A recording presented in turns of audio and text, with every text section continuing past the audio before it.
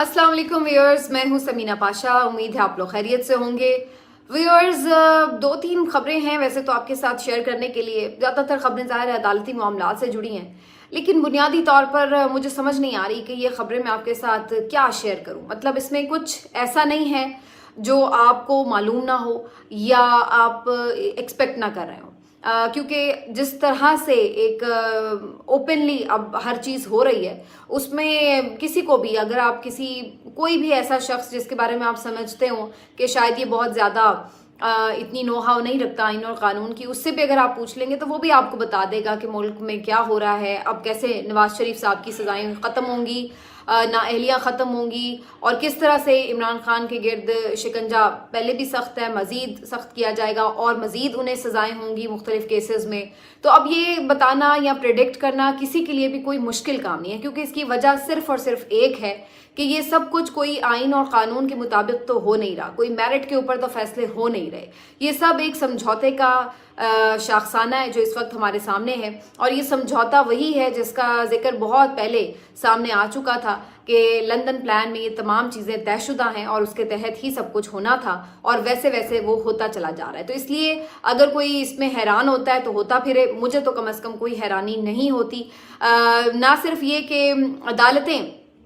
Relief देती चली जा रही है नवाज शरीफ को, और इस वक्त हमने देखा कि जो तोशा खाना केस है आज उसकी समाअत थी, उसमें उनके जो दायमी वारंट थे, इश्तिहारी करार देने की कार्रवाई थी, वो सब खत्म कर दिया गया और वारंट भी ख़त्म हो गए, इश्तिहारी करार देने का जो स्टेटस था वो भी ख़त्म हो गया, जो उनकी इस सिलसिले में कोई प्रॉपर्टी जब्त थी वो भी बहाल हो गई। तो सारे मामलात उनके उस तरफ तो ठीक हो गए। अब आ जाते हैं उस मामले की तरफ कि जिस केस में ये ऑलरेडी सज़ा याफ्ता हैं, और वो है जी एवनफील्ड केस, अल अज़ीज़िया केस। इस सिलसिले में अल अज़ीज़िया केस और एवनफील्ड के फैसलों के खिलाफ जो अपीलें दायर की गई थी उनको बहाल भी अभी करना है। फिर वो अपीलें बहाल होंगी, फिर उनके ऊपर समाअत होगी, फिर समाअत होगी तो उसके बाद कहीं जाकर वो बरियत का फैसला होगा। तो इस सारे प्रोसेस में कोई हफ्ता 10 दिन तो लग ही सकता है। तो इसका आसान तरीका ये किया गया है कि पंजाब हुकूमत ने ऑलरेडी जो इनको सज़ा इसमें सुनाई गई थी, अब ज़ाहिर हफ्ता 1 दिन भी तो उन्हें हफ्ता 10 दिन भी नहीं जेल में रखना। मुअज़्ज़ज़ हमारे अगले वज़ीर आज़म नवाज शरीफ साहब जो कि बग़ैर मुंतखब हुए वज़ीर आज़म होंगे, सिलेक्टेड वज़ीर आज़म। एग्जैक्टली जो अब मेरा ख्याल है कि सबको समझ आई ना कि सिलेक्शन होती क्या है और सिलेक्टेड कहते किसे हैं, वो अब मेरा ख्याल है सब अपनी आंखों से ज़्यादा समझ सकते हैं। पहले तो फिर भी कुछ लोग ये सोचते थे कि नहीं भाई वो सिलेक्शन है या नहीं है, लेकिन अब तो कोई किसी को इसमें वो नहीं रह जाएगा, किसी किस्म का जरा सा भी शायबा नहीं रह जाएगा कि सिलेक्शन किसे कहते हैं। तो बहरहाल जी जो सिलेक्टेड वजीर आजम है आपके नवाज शरीफ साहब, उनको जो है वो इतनी दिन जेल में तो नहीं रखना, ये तो तयशुदा। उन्होंने तो वहां पे डील की है कि भाई 1 मिनट भी जेल नहीं जाऊंगा, सीधी सीधी बात है। तो अब इसके लिए ये तरीकाकार अपनाया गया कि जो पंजाब हुकूमत है उसको उन्होंने एक रिक्वेस्ट कर दी कि जी मेरी सज़ा आप ख़त्म कर दें, और फिर हमने देखा कि जो पंजाब काबीना है उसने उनकी सज़ा मुअत्तल कर दी है। अब ये बड़ी दिलचस्प बात है कि पंजाब काबीना जो कि खुद एक गैर आइनी और गैर कानूनी काबीना है, जो कि खुद एक निगरान काबीना है, कोई मैंडेट वाली हुकूमत तो है नहीं, तो उसने कैसे एक सज़ा याफ्ता मुजरिम की सज़ा जो है उसको मुअत्तल कर दिया, कौन से आइन और इस्तेहकाक के तहत? ये बहुत बड़ा सवाल है मेरा ख्याल है जो आइनी कोई माहिर जो है उसको दे सकता है। और दूसरी बात ये कि जिस कानून के तहत की गई है 401 की मिसाल दी जा रही है, जिसके तहत वैसे आमतौर पर आदी मुजरिमों और जो आदी पेशावर ये जराइम पेशा लोग, चोरी और डाकू करने वाले लोग, चोरी और ये डाकाजनी करने वाले लोग होते हैं, उनके लिए ये मुताल्लिक है ये शिक। तो उसके तहत इन्होंने ये माफ़ की है, इनकी सज़ा माफ़ भी क्या की है, मतलब मुअत्तल की है फ़िलहाल। तो वजह उसकी यही है कि उन्हें जेल ना जाना पड़े और जेल से बाहर ही रहते हुए उनकी अपीलें भी हो जाएंगी बहाल, जो कि ऑलमोस्ट मेरा ख्याल हो ही चुकी हैं, और उसके साथ फिर उसके बाद जो उनका आगे बरियत का मामला है उसको भी आगे बढ़ाया जा सकेगा। तो अब ये बड़ा सिंपल और आसान है इसको देखना, इसमें कोई मुश्किल बात नहीं है समझना। आप जो एक सिस्टम में 2 तरीके से लोगों को डील किया जा रहा है वो बहुत आसानी से देख सकते हैं। उसके लिए कोई आपको बहुत ज़्यादा आइन और कानून समझने या कानूनदान होने की ज़रूरत नहीं है। एक तरफ आप देख सकते हैं कि एक साबिक वज़ीर आज़म को तो सिक्योरिटी प्रोवाइड की गई है, उनके लिए सिक्योरिटी दस्तयाब है और वो अदालत भी आ गए हैं, यानी नवाज शरीफ साहब। जबकि दूसरा साबिक वज़ीर आज़म इमरान खान, उसको आज इलेक्शन कमीशन में पेश होना था, उससे पहले भी मुख्तलिफ मुकदमात में उन्हें अदालतें तलब करी हैं, लेकिन उन्हें सिक्योरिटी प्रोवाइड नहीं की जाती और उनका ट्रायल जेल में ही होता है क्योंकि उन्हें बाहर लाना नहीं है। तो ये एक बड़ा ऑब्वियस है। फिर आज हमने देखा कि नवाज शरीफ साहब पूरे लाओ लश्कर के साथ तशरीफ़ ला रहे हैं, उनके लिए जो है गेट भी ओपन हो जाते हैं, उनके लिए रास्ते भी खुले हैं, उनके लिए कोई किसी किस्म की रुकावट नहीं है। जबकि जब इमरान खान साहब Lahore high court, Islamabad high court आया करते थे तो पहले तो उनके साथ जो कारकुनान उनसे इजहार यकजहती के लिए आते थे उन्हें जत्था कहा जाता था और कहा जाता था कि ये तो पता नहीं कोई मुजरिम लोग हैं जो आ गए हैं साथ, और फिर उनके ऊपर बगैर किसी वजह के, हालांकि वो पुरअमन होते थे, उनके ऊपर बगैर किसी वजह के आंसू गैस की शेलिंग शुरू हो जाती थी। उसके साथ साथ उनके ऊपर डंडे बरसाए जाते थे, इसके बाद उनके ऊपर गिरफ्तारियां होती थी, उनके ऊपर मुकदमात बना दिए जाते थे जो उनके साथ लोग आते थे। लेकिन आज नवाज शरीफ के साथ आने वाले लोगों के ऊपर किसी को कोई एतराज़ नहीं था कि ये क्यों साथ आए हैं, ये किस वजह से इनको रोका ना जाए, और इनको पूरा प्रोटोकॉल भी फ्राहम किया गया, किसी को बाहर जाने के लिए नहीं कहा गया। फिर हमने देखा कि इमरान खान साहब जब आए थे इस्लामाबाद हाई कोर्ट तो दरवाज़ा ही बंद कर दिया गया था और दरवाज़ा खोला नहीं जा रहा था और कहा गया था कि आप बाहर गाड़ी खड़ी करें और पैदल चल कर आएँ।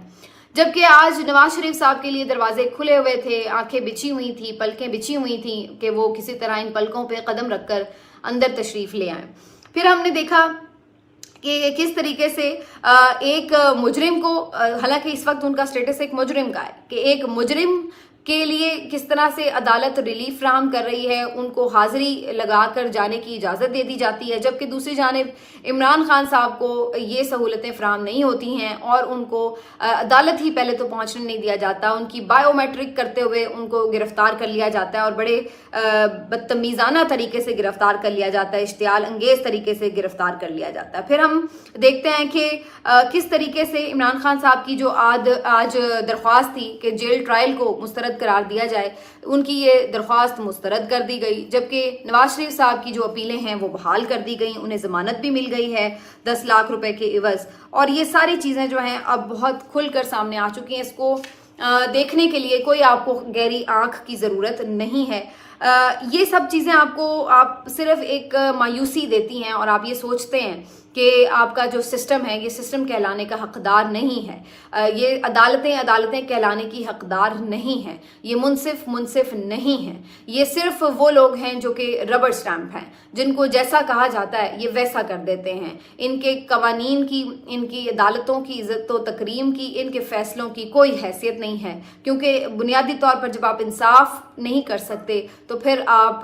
कभी भी इज़्ज़त और तकरीम के मुस्तहिक भी नहीं करार दिए जा सकते। तो ये एक बड़ी सिंपल सी बात है। बाकी आ जाते हैं ज़रा नवाज शरीफ साहब की तरफ। जो नवाज शरीफ साहब को प्रोटोकॉल मिल रहा है, जिस तरीके से वो सब कर रहे हैं, तो मुझे तो ऑनेस्टली अब एक अंदाज़ा हो रहा था कि ये सब करवाने वाला कौन है वो तो सबको मालूम है। इसके पीछे किन का हाथ है, कौन से ताकतवर हैं जिन्होंने नवाज शरीफ के साथ डील करके उनके लिए सब कुछ आसान किया, वो सब जानते हैं। लेकिन चूंकि वो ताकतवर हैं, वो कुछ भी कर सकते हैं, आपको मौत के घाट भी उतार सकते हैं, आपके साथ किसी भी तरह का सलूक कर सकते हैं, तो लिहाजा लोग उनके खिलाफ नफरत का तो उस तरह इजहार नहीं कर पाते। तो फिर अब नफरत का शिकार कौन हो रहा है? नफरत का शिकार हो रहा है ये सामने वाला टोला जो सामने बैठा है, यानी जो नवाज शरीफ साहब और इनके हवारी हैं, जो इदारे इनके साथ इनकी कठपुतलियां बनकर जो कुछ इनके साथ कर रहे हैं, तो सारे नफरत का शिकार अब बुनियादी तौर पर ये लोग हो रहे हैं। तो मुझे तो लग रहा है कि नवाज शरीफ साहब से जैसे कोई बदला निकाला गया है, कि जिस अंदाज से उनको लाए हैं डील करके और जिस तरीके से उनको ट्रीट किया जा रहा है, इससे तो लोगों में उनके खिलाफ नफरत और बढ़ रही है। लोग ये सोचने पर मजबूर हो रहे हैं कि जो आसिफ सईद खोसा साहब ने अपने फैसले में लिखा था इनके लिए कि सिसिलियन माफिया और गॉड फादर, कि किस तरह ये पूरे निज़ाम को अपने शिकंजों में जकड़ लेते हैं, पंजे उनमें गाड़ लेते हैं, और फिर किस तरीके से जगह जगह से इनके मुलाजिम, इनके नौकर, इनके वफादार सर उठाते हैं और इनके लिए सहूलतें मुहैया करते हैं। तो ये बिल्कुल वैसी ही सूरत हाल नजर आ रही है। अब अंदाजा हो रहा है कि आसिफ सईद खोसा साहब ने वो फैसला क्यों और किस तरह लिखा था, और उसके ऊपर बड़ी तनकीद भी हुई थी इन अल्फाज के ऊपर, लेकिन अब आप वो खुद अल्फाज आपने साबित भी किए हैं, और अब इस सारी नफरत का शिकार खुद नवाज शरीफ साहब हो रहे हैं। और मुझे तो लग रहा है कि अभी तो उन्हें इस बात का इदराक ادراک نہیں ہے شاید, لیکن جب ادراک ہوگا تو پھر بہت دیر ہو چکی ہوگی, کیونکہ وہ پہلے بھی ہمیشہ ڈیلیں کر کے آتے اور جاتے رہے ہیں, سیاست میں یہ کوئی نئی بات نہیں تھی. لیکن اب جس انداز سے جس دور میں وہ واپس آئے ہیں, یہ اندازہ ان کو نہیں ہو رہا کہ یہ سوشل میڈیا کا دور ہے جس میں ہر چیز اتنی اوپنلی, ہر فلو آف انفارمیشن اس طرح کا ہے کہ ہر شخص ہر حقیقت کو جان لیتا ہے. تو وہاں پر پھر بڑا مشکل ہے کہ آپ کوئی اپنی مظلومیت کا رونا رو کر یا کسی بھی طرح اپنے کسی بھی ایکٹ کو جسٹیفائی کر کے یہ کہہ سکیں کہ آپ بالکل جینوئنلی یہ سب کچھ کر رہے ہیں. ہر چیز فیک ہے, وہ سب کو نظر آ رہا ہے. آپ کا بیمار ہونا, بیمار ہو کر جانا جعلی تھا, آپ کا واپس آنا جعلی ہے, آپ کا انقلابی ہونا جعلی تھا, آپ کا واپس مفاہمت کا بیانیہ بنانا جعلی ہے, آپ کا رونا جعلی ہے, آپ کے جو کبوتر ہیں وہ تک جعلی ہیں, آپ کی بریانی جعلی نکلتی ہے, آپ کا بیانیہ جعلی نکلتا ہے, آپ کا تمام جو ایک ریکارڈ ہے وہ جعلی نکلتا ہے. حتیٰ کہ میں تو یہ خبر دیکھ کے حیران ہو گئی کہ یہ کبوتر جو نواز شریف صاحب کے ہاتھ پہ آ کے بیٹھا تھا, جس کو بڑا لوگوں نے ایک گلیمرائز بھی کیا تھا, وہ بعد میں ویڈیو سائیڈ والی جب آئی سامنے تو پتا چلا کہ وہ کس طرح زبردستی کبوتروں کو وہاں ان کے پوڈیم کی طرف بھیجا جا رہا تھا کہ وہ جا کر وہاں ان کے ہاتھ پہ بیٹھ جائیں, ان کے ساتھ بھی زبردستی کی جا رہی تھی. تو یہ تو جانوروں تک کو نہیں بخشتے, تو سوچیں یہ انسانوں کو کیسے بخشیں گے. تو یہ ان کا حال ہے. اور اب آپ اس سے اندازہ لگا لیں کہ یہ جو لوگ ہیں یہ کس قدر فیک لوگ ہیں اور یہ کس طرح سے فیک سارے سسٹم کو بنا دیتے ہیں. اب صنم جاوید خان صاحبہ کے حوالے سے بھی یہ خبر لے لیں کہ صنم جاوید کے جو لائر ہیں وہ کل اطہر کاظمی صاحب کے پروگرام میں یہ انکشاف کر رہے تھے کہ صنم جاوید کے حوالے سے پولیس والوں نے ان کو یہ کہا ہے, اعلیٰ پولیس افسروں نے یہ کہا ہے کہ اب تو نواز شریف صاحب بھی واپس آ چکے ہیں, تو آپ ان کے ساتھ کوئی بات چیت کریں, صنم کے والد سے کہیں تو کہ ان سے رابطہ کریں اور کوئی کال کروا دیں تاکہ آپ کی بھی جان چھوٹے اور ہماری بھی جان چھوٹے. اب آپ اندازہ لگا لیں کہ کیا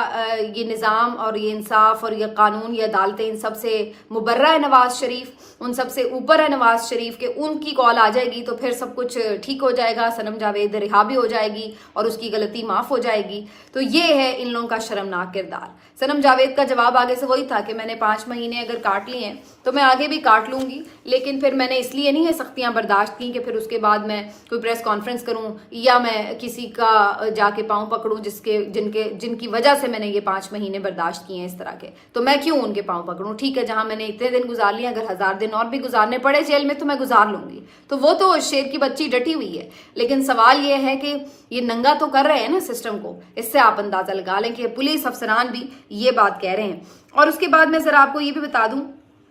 کہ جو ایک کیس چل رہا ہے پنجاب انتخابات کا, 90 دن کے انتخابات کا, اس میں جو قاضی فائز عیسیٰ صاحب نے پنجاب کے وکلا کے حوالے سے آج ریمارکس دی ہیں کہ ان کو تو کچھ نہیں آتا اور یہ تو ڈرافٹنگ تک نہیں کر سکتے. تو یہ بڑے میرا خیال ہے کنٹروورشل قسم کے انہوں نے ریمارکس دی ہیں, بڑے وہ غصہ ہوئے وکلا کے اوپر, اور جس طریقے سے انہوں نے ان کی تصحیح کی ہے, میرا خیال ہے پنجاب کے وکلا کو اس کے اوپر کافی زیادہ ایک پروٹیسٹ کرنے کی ضرورت ہے, احتجاج ریکارڈ کرانے کی ضرورت ہے, کیونکہ آپ نے ایک سویپنگ سٹیٹمنٹ دی ہے پہلے تو, اور پھر آپ نے جس طرح سے اس میں صوبائی تعصب کا مظاہرہ کیا ہے, یہ بھی بڑا شرمناک ہے. چیف جسٹس صاحب کے بارے میں جو سنا تھا تو پھر بھی کہیں نہ کہیں سوچا جاتا تھا کہ شاید وہ ایک اعلیٰ ظرف کے اور بہت کوئی آئین اور قانون کے پاسدار قسم کے چیف جسٹس ہیں, لیکن جو حالیہ 1 مہینہ گزرا ہے, سوری ٹو سے, مجھے تو انہوں نے بہت مایوس کیا, ان کی شخصیت نے بھی اور ان کے فیصلوں نے بھی. فیصلے تو چلیے ظاہری سی بات ہے اب باقی ججز کے ساتھ مل کر ہی ہیں, لیکن جو ان کی شخصیت عیاں ہوئی ہے تو میرا وہ بت بڑی بری طرح سے ٹوٹا ہے, جو میں نے باقی اپنے کورٹ رپورٹرز کو بناتے ہوئے دیکھا تھا کہ پتہ نہیں قاضی فائز عیسیٰ صاحب آئین اور قانون کے کتنے بڑے چیمپئن ہیں, لیکن مجھے تو وہ اپنی گفتگو سے, اپنے ریمارک سے کوئی متاثر نہیں کر سکے, بلکہ مجھے سخت مایوسی ہوئی کہ وہ بہت ہی عامیانہ گفتگو کرتے ہیں اور عامیانہ طریقے سے وہ لوگوں کے ساتھ ڈیل کرتے ہیں, اور اس میں کوئی ایسی بات نہیں ہے کہ جس سے اندازہ لگایا جا سکے کہ وہ آئین اور قانون کے بڑے محافظ ہیں. تو بہرحال جی یہ اسٹیٹ آف ہے سچویشنز جو آپ کے سامنے ہم نے رکھ دی ہیں, اور اس سارے معاملے میں اب اس سے اندازہ لگانا تو کوئی مشکل نہیں ہے کہ آگے کیا ہونے جا رہا ہے کیا نہیں, لیکن ایک بات تو طے شدہ ہے کہ جو نظام ہے وہ بری طرح سے ایکسپوز ہو چکا ہے, اور اب اس نظام کا